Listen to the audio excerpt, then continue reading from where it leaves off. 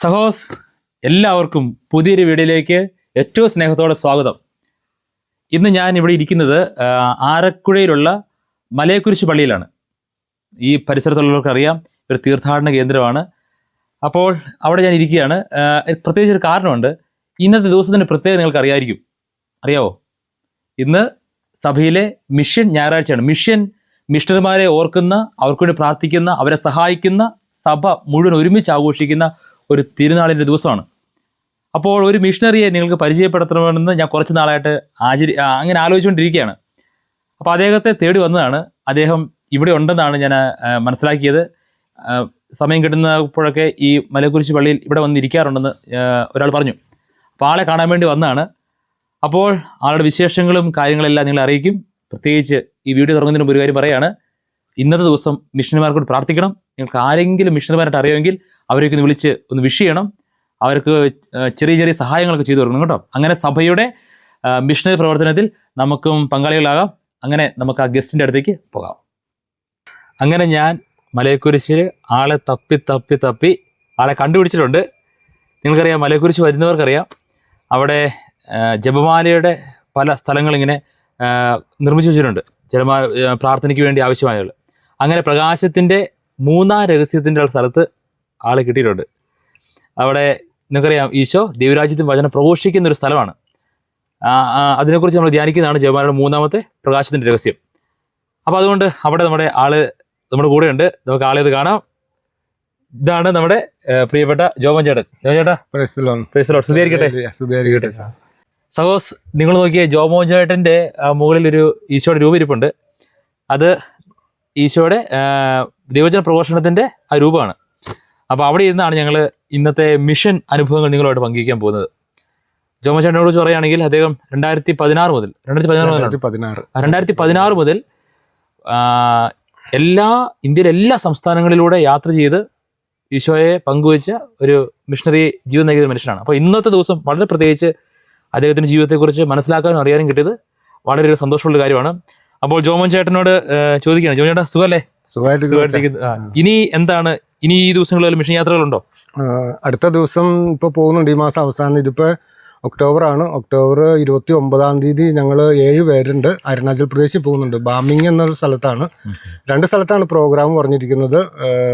Home മിഷനും ധ്യാനവുമായിട്ട് വിയോ എന്നുള്ള സ്ഥലത്തും, കപ്പൂച്ചാച്ചന്മാർ നടത്തുന്ന വിയോ എന്ന സ്ഥലത്തും, പിന്നെ ബാമിങ്ങിൽ MCBSന്റെ വൈദികനാണ് ഫാദർ ബിജു, അച്ഛൻ്റെ അടുത്തുമാണ്. 2 സ്ഥലത്താണ് പ്രോഗ്രാം പറഞ്ഞിരിക്കുന്നത്. അപ്പോൾ എത്ര ദിവസമാണ് അത്? എന്നാ പോകുന്നത്? 29 തീയതി പോയിട്ട് 29 പോയിട്ട് 1 മാസത്തെ പ്രോഗ്രാമാണ് പറഞ്ഞിരിക്കുന്നത്. ഞാൻ ശരിക്കും നവംബർ 9 തിരിച്ചു വരും. എനിക്ക് വേറൊരു പ്രോഗ്രാമുള്ള കാരണം ഞാൻ 9 തിരിച്ചു വരും. പോകുന്ന മറ്റ് 6 പേര് അവിടെ ഉണ്ടാവും. ഡിസംബർ 1 ആകുമ്പോൾ അവർ തിരിച്ചു വരുള്ളൂ. ഇങ്ങനെ നമുക്ക് 1 മാസം തന്നെ ഉണ്ടോ? 1 മാസം മിഷൻ പ്രദേശങ്ങളിൽ സുവിശേഷ വേല ചെയ്യാൻ വേണ്ടി പോവുകയാണ്. ഞാൻ ചോദിക്കട്ടെ, എന്താണ് ഇങ്ങനെ ചെയ്യാനുള്ള കാരണം? എന്തുകൊണ്ട് ഇപ്പം ചോദിക്കുകയാണ്, ഇങ്ങനെ ഇവിടെ നാട്ടിൽ ജീവിച്ചുകൂടെ, ഇവിടെ പ്രവചനം പ്രഘോഷിച്ചുകൂടെ എന്നൊക്കെ ആളുകൾ ചോദിക്കും. എന്താണ് അവിടെ പോയി നോർത്ത് ഈസ്റ്റിലൊക്കെ പോയി ഈശോയെ പ്രഘോഷിക്കുന്നത് ചോദിക്കുന്നതിന് അങ്ങനെ ചോദ്യം വന്നു കഴിഞ്ഞാൽ എന്തായിരിക്കും ജോമൻ ഉത്തരം? സത്യത്തിൽ ഈശോയോടുള്ള സ്നേഹം മൂലമാണ് ഞാൻ ഇങ്ങനെ യാത്ര ചെയ്യുന്നത് തന്നെ. ഈശോയുടെ സ്നേഹം ഞങ്ങൾ പല സ്ഥലത്തിൽ, ഞാൻ 2016 ആദ്യമേ മിഷനിലേക്ക് കടന്നു ചെല്ലുന്നത് ഒരു സിസ്റ്റർ മുഖാന്തരമാണ്. അതിനു മുമ്പ് ഞാൻ ദേവാലയത്തിൽ എന്നും വിശുദ്ധ കുർബാനയ്ക്ക് വരും. ഈ വിശുദ്ധ കുർബാനയ്ക്ക് വന്നുകൊണ്ടിരുന്ന സമയത്താണ് ഒരു സിസ്റ്റർ എന്നോട് ചോദിച്ചത്, എന്ത് കാരണത്താലാണ് വിശുദ്ധ കുർബാനയ്ക്ക്, എൻ്റെ പ്രായത്തിലുള്ള ഒരു സാധാരണ ആ സമയത്ത് 2016 കാലഘട്ടങ്ങളിലൊന്നും അങ്ങനെ ദേവാലയത്തിലേക്ക് എപ്പോഴും കടന്നു വരാറില്ല, അതുകൊണ്ടായിരിക്കാം സിസ്റ്റർ എന്നോട് ചോദിച്ചത്. ഞാൻ പറഞ്ഞു, ദൈവസ്നേഹത്തെക്കുറിച്ച് ഞാൻ അനുഭവിച്ചത് കൊണ്ടാണ്. അപ്പോൾ സിസ്റ്റർ എൻ്റെ ചോദിച്ചു, ഞങ്ങൾ തെരുവിൽ വചനം പ്രഘോഷിക്കുന്നവരാണ്, നീ എൻ്റെ കൂടെ കൂടുന്നു എന്ന് ചോദിച്ചു. അങ്ങനെ ആ സിസ്റ്ററിൻ്റെ കൂടെ തെരുവിൽ വചനം പ്രഘോഷിക്കാൻ തുടങ്ങി. പിന്നീട് ആ സിസ്റ്ററിൻ്റെ കൂടെയാണ് ഞങ്ങൾ 30 പേരടങ്ങുന്ന കുറച്ച് ആളുകൾ ആന്ധ്രയിൽ മിഷനായിട്ട് പോയത്. ആന്ധ്രയിൽ ഇങ്ങനെ ചെന്നപ്പോൾ അവിടെ ഒരു കുഷ്ഠരോഗികളുടെ കോളനിയുണ്ട്, കുഷ്ഠരോഗികളുടെ കോളനി. അവിടെ കുഷ്ഠരോഗമൊന്നും അവർക്കില്ല, പക്ഷെ അവരെല്ലാവരും അവഗണിക്കപ്പെട്ട് ഇങ്ങനെ കിടക്കുന്ന ഒരു വിഭാഗമായിട്ട് ഇങ്ങനെ കിടക്കും. ഒരു ഗ്രാമം മുഴുവനും പല ആളുകൾക്കും കൈയില്ല, ചില ആൾക്ക് കാലില്ല, അങ്ങനെ ഉള്ള ആളുകളാണ്. അവിടെ പോയി ഞങ്ങൾ 2-3 ദിവസത്തെ പ്രോഗ്രാമും നടത്തി. അവിടെ ഈശോ ഒരുപാട് അത്ഭുതങ്ങൾ പ്രവർത്തിച്ചു. അവിടെ സിസ്റ്റർമാരാണ് അവരുടെ കാര്യങ്ങളെല്ലാം നോക്കുന്നത്. അപ്പം അന്ന് അവരുടെ കൂടെ നടന്നപ്പോൾ അവർ എന്നെ ഇങ്ങനെ കെട്ടിപ്പിടിക്കാനും ഭയങ്കര സ്നേഹത്തോട് കടന്നു വന്നു. അപ്പോൾ ഞാൻ സത്യത്തിൽ കരഞ്ഞു പോയി അന്ന് അവരുടെ മുമ്പിൽ നിന്ന്. എൻ്റെ കയ്യിൽ എപ്പോഴും ഒരു ജവമാല ഉണ്ടായിരുന്നു. അപ്പോൾ ഈ ജവമാല നല്ല സുഗന്ധം ഉണ്ടാവാറുണ്ട് പലപ്പോഴും. ആ ജവമാല ഒരാൾ എന്നോട് ചോദിച്ചു. അങ്ങനെ ആ ആളുടെ കയ്യിലേക്ക് ഞാൻ ഈ ജവമാല കൊടുത്തു. എനിക്ക് കൊടുക്കാൻ മടിയായിരുന്നു, പക്ഷെ അങ്ങനെ കൊടുത്തു.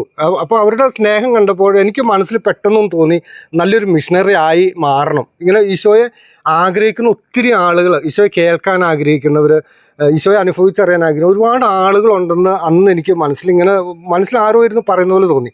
അങ്ങനെ ഞാൻ ഈശോയോട് പറഞ്ഞു, ഈശോയെ എനിക്ക് വലിയ അറിവോ കഴിവോ ഒന്നുമില്ല, പക്ഷെ ഞാൻ പൊക്കോളാം. യെശയ്യാപ്രവാചകന്റെ പുസ്തകത്തിൽ 6:8 പറയുന്നുണ്ടല്ലോ, ആരാണ് ഞാൻ അയക്കുക, ആരാണ് നമുക്ക് വേണ്ടി പോകുക എന്ന്. അപ്പോൾ ഞാൻ എൻ്റെ മനസ്സിൽ പറഞ്ഞു, ഈശോ ഞാൻ നിനക്ക് വേണ്ടി പൊക്കോളാം. നീ എന്നെ അയക്കുകയാണെങ്കിൽ ഞാൻ നിന്നെ അറിയാത്ത ഒരുപാട് ആളുകളുടെ ഇടയിലേക്ക് ഞാൻ പൊക്കോളാം.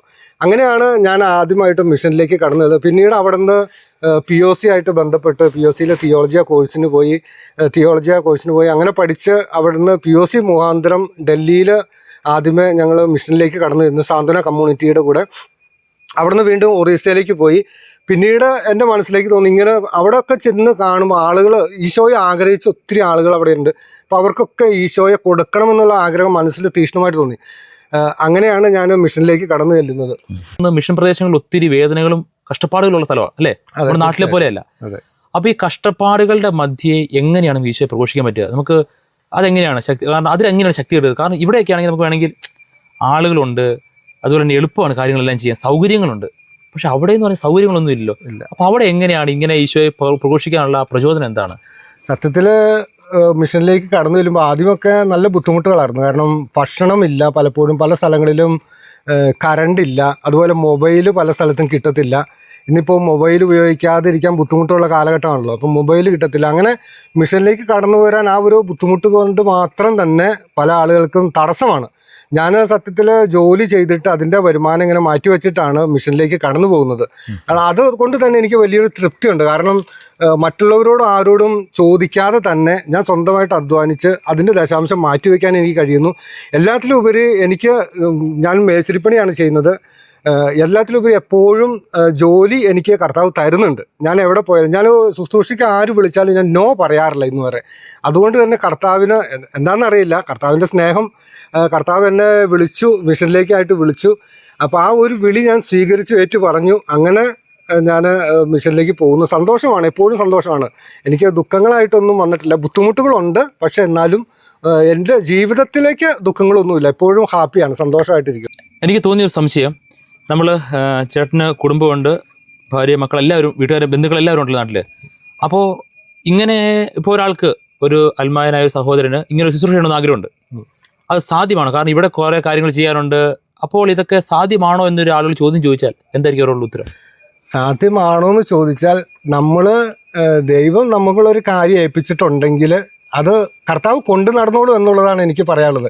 നമ്മുടെ തോമസ് ലീഗ നമ്മുടെ കേരളത്തിലേക്ക് വന്നിട്ട് തിരിച്ച് നാട്ടിലേക്ക് പോയിട്ടില്ല. അപ്പോൾ ആ തോമസ് ലീഗ ഈശോയുടെ സ്നേഹം കൊണ്ടാണ് ഇങ്ങോട്ട് വന്നത്. തോമസ് ലീഗ ഈ കേരളത്തിലേക്ക് വന്നില്ലായിരുന്നുവെങ്കിൽ നമ്മൾ ഇന്ന് കാണുന്ന ഈ വിശ്വാസത്തിലേക്ക് നമ്മൾ കടന്നു വരില്ലായിരുന്നു. അപ്പോൾ ഞാൻ ചിന്തിക്കുന്നത്, എനിക്ക് ഭാര്യയുണ്ട്, മക്കളുണ്ട്, ശരിയാണ്. പക്ഷേ ഈശോയെ അറിയാത്ത അനേകം മക്കൾ തോമസ് ലീഗ അന്ന് നമ്മുടെ നാട്ടിൽ വന്നപ്പോൾ ഉള്ളതുപോലെ തന്നെ ഇന്ത്യയുടെ പല ഭാഗങ്ങളിലും ഈശോയെ അറിയാത്ത ആളുകളുണ്ട്. സുവിശേഷം കേൾക്കാത്ത സ്ഥലങ്ങൾ, ദേവാലയങ്ങളില്ലാത്ത സ്ഥലങ്ങൾ, അങ്ങനെ ഒരുപാടുണ്ട്. അവരുടെ അടുത്തേക്ക് ആരാണ് ഈ ഈശോയെ കൊടുക്കുവാൻ പോകുന്നത്? അപ്പോൾ ഈ ഒരു ചിന്തയാണ് എന്നെ മിഷനിലേക്ക് തന്നെ പോകണം. എനിക്ക് മക്കളുണ്ടെങ്കിലും അവരെ കുറച്ച് നാളത്തേക്ക് 5-6 മാസത്തേക്ക് അവരെ മാറ്റി വെച്ചിട്ട് പോകുക എന്നുള്ളത് എൻ്റെ മനസ്സിലും തോന്നുന്നത് അതുകൊണ്ടാണ്. കാരണം ആരും ഈശോയെ അറിയാതെ ആരും മരിക്കരുത് എന്ന് ഈശോയ്ക്ക് തന്നെ വളരെ സങ്കടമുള്ള കാര്യമാണ്. അതുകൊണ്ട് തന്നെ എനിക്ക് അവരുടെ അടുത്തേക്ക് പോകണമെന്ന് എനിക്ക് വളരെ ആഗ്രഹം തോന്നുന്നു. അങ്ങനെ പോകുന്നു. പലപ്പോഴും തോന്നുന്ന കാര്യം, നമ്മളവിടെ പോയി അവരെ മതം മാറ്റുന്നു, അവരെ കത്തോലിക്കരാകാൻ ശ്രമിക്കുന്നു, അല്ലെങ്കിൽ നമ്മുടെ സഭയിലോട്ട് കൊണ്ടുവരുന്നു, അതിനുവേണ്ടി പരിശ്രമിക്കുന്നു പലരും പറയുന്നുണ്ട്. നിങ്ങൾ അങ്ങനെ പരിശ്രമിക്കാറുണ്ടോ? അതാണ് നിങ്ങളുടെ എന്താണ് നമ്മുടെ ലക്ഷ്യം? എന്താ സത്യത്തിൽ അത് തെറ്റാണ്. അത് പല ആളുകളും അങ്ങനെ പറഞ്ഞു വരുത്തുന്നുണ്ട്. പക്ഷെ ഞങ്ങൾ മതം മാറാൻ ആരോടും പറയും. ഞങ്ങൾ ചെല്ലുന്നവരെ ക്രിസ്തുവിൻ്റെ സ്നേഹം, ക്രിസ്തു എന്താണ് നമ്മളെ പഠിപ്പിച്ചിരിക്കുന്നത്, എന്താ പറയണേ, ഈശോ നമ്മൾ പഠിപ്പിച്ചിരിക്കുന്നത് 1 മൈൽ ദൂരം പോകാൻ ആഗ്രഹിക്കുന്നവരോട് കൂടി 2 മൈൽ ദൂരം പോവുക. അതല്ല മതം മാറ്റാനായിട്ട് ഈശോ പഠിപ്പിക്കുന്നില്ല. ക്രിസ്തുവിനെ അറിയാം, ക്രിസ്തുവിൻ്റെ സ്നേഹം. അധ്വാനിക്കുന്നവരും ഭാരം വഹിക്കുന്ന എല്ലാവരും എൻ്റെ അടുത്ത് വരും. ക്രിസ്തു വന്നത് സകല ജനത്തിനും വേണ്ടിയിട്ടാണ്, അല്ല ഒരു വിഭാഗത്തിനു വേണ്ടി മാത്രമല്ല, സകല ജനത്തിനും വേണ്ടിയിട്ടാണ് ക്രിസ്തു വന്നത്. മതം മാറാൻ വേണ്ടിയിട്ട് ക്രിസ്തു പഠിപ്പിക്കുന്നു. ഞങ്ങളും അങ്ങനെ പഠിപ്പിക്കുന്നില്ല, സഭയും അത് പഠിപ്പിക്കുന്നില്ല. അത് ആളുകൾ പലപ്പോഴും ഇങ്ങനെ പറഞ്ഞുണ്ടാക്കുന്നതാണ്. ഞങ്ങൾ ചെയ്യുന്നത് ഈശോ ഇങ്ങനെയാണ് ജീവിച്ചത്. നമ്മൾ പരസ്പരം സ്നേഹിക്കുക, എല്ലാ മനുഷ്യരെയും നമ്മൾ ഒരുപോലെ കാണുക, സഹോദരി സഹോദരന്മാരായിട്ട് കാണുക. ആരോടും മതം മാറാനായിട്ട് ഞങ്ങൾ പഠിപ്പിക്കാറില്ല, പറയാറുമില്ല. ആളുകൾക്ക് ചിലപ്പോൾ ഒരു സംശയം ഉണ്ടാവും അങ്ങനെയുള്ള കാര്യങ്ങളെ. മതം മാറ്റമല്ലല്ലോ നമ്മുടെ ലക്ഷ്യം, ഈശോയെ പങ്കുവെച്ചു കൊടുക്കുക എന്നുള്ളതാണ്. അപ്പൊ നിങ്ങൾ ഈ മിഷണറി ജീവിതം ഏറ്റവും വലിയ അത്യാവശ്യമാണെന്ന് തോന്നിയ ഏതെങ്കിലും ഒരു അനുഭവം ഉണ്ടോ? ഉണ്ടാകും, പലതുണ്ടോ, അതിൽ ഒരെണ്ണം ഒന്ന് ഷെയർ ചെയ്യാവോ? സത്യത്തിൽ നമ്മൾ വിചാരിക്കും മിഷൻ, നമ്മൾ ഇന്ത്യയിൽ തന്നെ പല സംസ്ഥാനങ്ങളാണ്, പല ഭാഷക്കാർ, പല വേഷക്കാർ, പല സ്വഭാവ രീതിക്കാർ, എല്ലാവരുമാണ്. ഈ ഈശോയോട് കൂടെ നടന്ന ശിഷ്യന്മാരിൽ 12 പേരും തന്നെ 12 സ്വഭാവക്കാരായിരുന്നു. എന്നിട്ടും ഈശോ അവരെ ചേർത്ത് പിടിച്ചാണ് കൊണ്ടു നടന്നത്. ഓരോ മിഷനിലേക്ക് ചെല്ലുമ്പോൾ നമ്മൾ ഭാഷ, ഞാൻ ആദ്യമൊക്കെ പോകുമ്പോൾ എനിക്ക് സംശയമായിരുന്നു, ഭാഷ എങ്ങനെ ചെയ്യും, എങ്ങനെ അവരോട് സംസാരിക്കും. പക്ഷെ ഭാഷയ്ക്ക് അതീതമായിട്ടാണ് നമ്മളവിടെ കടന്നു ചെല്ലുമ്പോൾ അവരിൽ ക്രിസ്തു അവരിൽ ജനിക്കുമ്പോൾ ഉണ്ടാകുന്നത്. ഇപ്പോൾ ഒരു ഉദാഹരണം പറഞ്ഞു കഴിഞ്ഞാൽ, ഞാൻ അരുണാചൽ പ്രദേശിൽ ഒരിക്കൽ പോയപ്പോൾ ആദ്യമായിട്ട് കടന്നു ചെല്ലുമ്പോൾ അവിടെ ഒരു സഹോദരൻ ഞാൻ ഇരുന്ന ഭവനത്തിലേക്ക് കടന്നു വന്നു. അവർ തമ്മിലുള്ള പല സംസാര രീതിയിൽ എനിക്ക് മനസ്സിലായി അദ്ദേഹം ദേവാലയത്തിൽ പോകില്ലാത്ത ആളാണ്, എന്തോ പ്രശ്നമുള്ള ആളാണെന്ന് എനിക്ക് മനസ്സിലായി. അതിന് പിറ്റേ ദിവസം ഇദ്ദേഹത്തെ കണ്ടപ്പോൾ ഞാൻ ഇദ്ദേഹത്തോട് ചോദിച്ചു, എന്താ പേരെന്ന് ചോദിച്ചു. അദ്ദേഹം പേര് പറഞ്ഞു.